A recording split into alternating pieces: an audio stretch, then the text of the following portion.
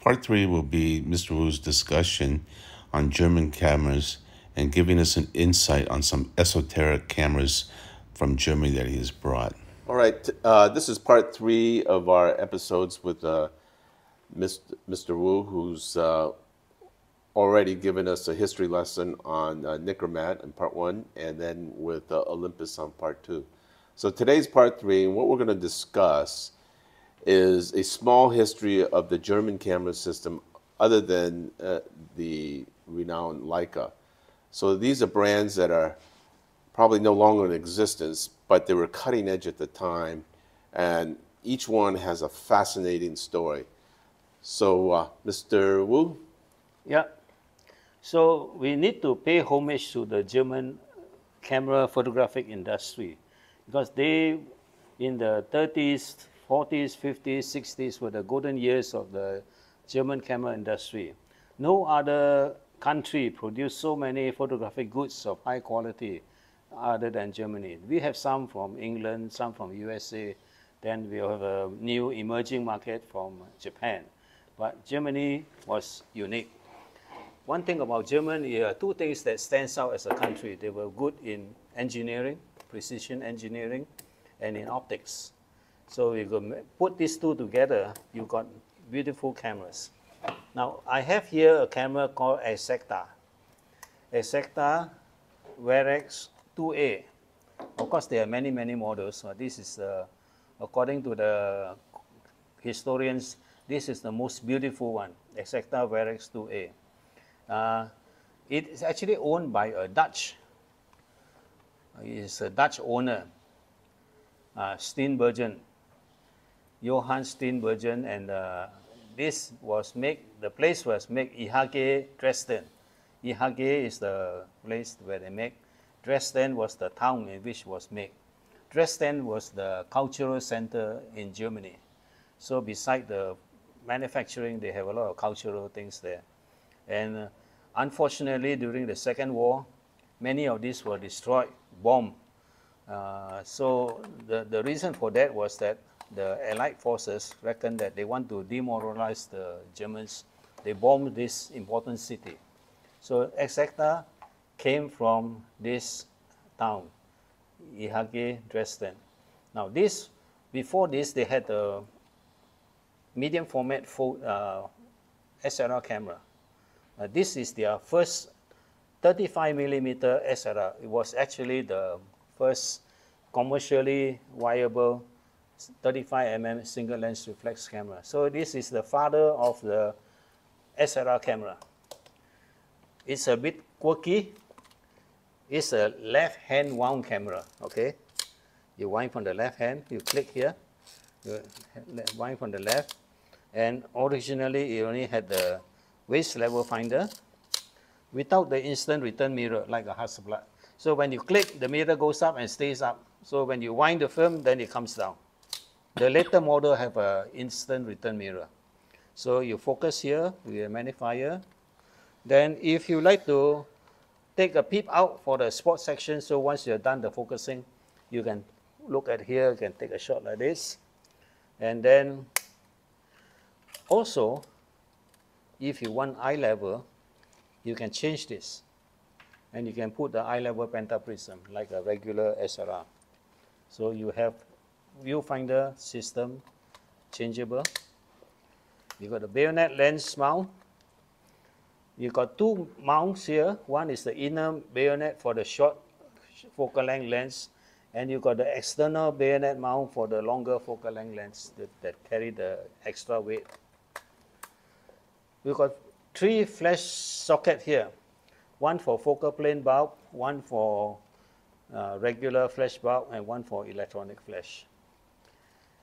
Now the shutter speed dial rotates as you click. So after you wind, then you can change your shutter speed. This is dial for the slow speed from 120 to 1000. If you needed longer speed, you wind up this part, and this will extend the exposure from 1/5 of a second to 12 seconds. So in other words, this camera allows you to take picture from 12 seconds up to 1000 of a second. Very wide range. It's all mechanical.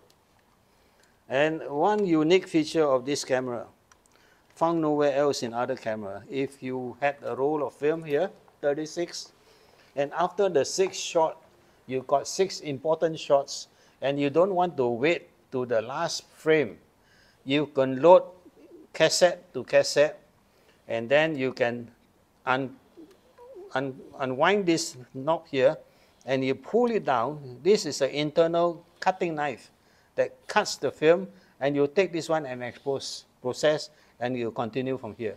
I show you the knife. This is the cutting knife, very sharp. So you can slice the film inside the camera. Then this part you take out. You can preload a cassette. So from one cassette to another cassette. So there's only camera that has that function. So of course it has changeable lenses, wide angle, telephoto, macro, and a whole lot of things. So this is the Exacta. I started my photography with this camera, so I'm pretty well versed with this camera. Then we have others from the Zeiss company, Contax. While the Leica 3G was very popular, the Zeiss wanted to have a camera that can compete head and shoulder with Leica. So they came up with this Contax rangefinder. It has a bayonet lens. The focusing mount is in the body. So the lens is just the lens. So the focusing mount is in the body, and it's rangefinder coupled. So you can put lens, you wind the film. Now, unique for this camera, it has a metal focal plane shutter, whereas Leica was cloth. This is vertical travel. Let's put a slow speed, you can see the movement. Say B, open, close. Let's see, 1 second. Open, close.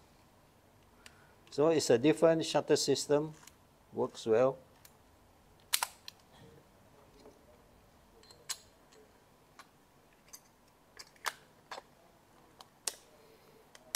Then you have the viewfinder, your focusing, which is the rangefinder. It has a light meter, turn on the light meter. It's not coupled, but you can set the light meter. Idea is to center the needle, and then you take the reading, and then you transfer the setting. So this is the Contax, your self-timer. And it has the same kind of accessories like Leica. You've got a mirror box, you've got tele lens and everything. They were using Zeiss lenses. Okay. Then we have this one. This one was built to compete against the Leica Flex. Both heavy, chunky, but excellent camera. In the Europe, they call this the Cyclops because of this little eye here. This is actually the meter cell that measures the light. In America, they call this the bullseye, okay?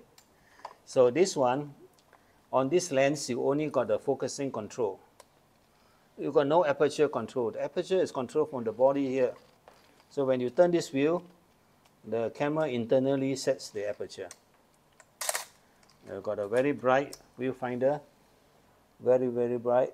And you can have a double exposure reading on the top as well as on the inside. Then of course you can change the lens. One unique feature of this camera, you can load it up like a regular camera with a cassette and a spool. But you can also put in an interchangeable film magazine. So you can have one magazine with black and white. Then mid-roll you can take it out and you can put a color. So you can have a mid-roll film change. And the sound is unique. To me, it sounds like a pump gun, the way the sound works. Yeah, take that. Now, because of patents and all this, they do not use the same system where Leica is using. So they go around way to make the shutter and the system very complicating, but it works nonetheless. So it is a very nice camera. Very nice camera. So this is the contacts. Then for those medium format people, yeah, this folding medium format is so small when it's folded. Of course, when you hold in the hand, it's hefty and strong.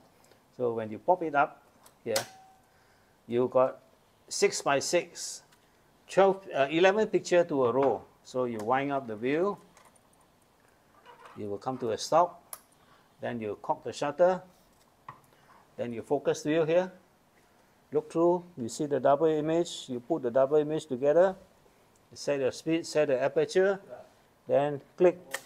Yeah, very Zeiss lens, so compact folding. So you got the contacts.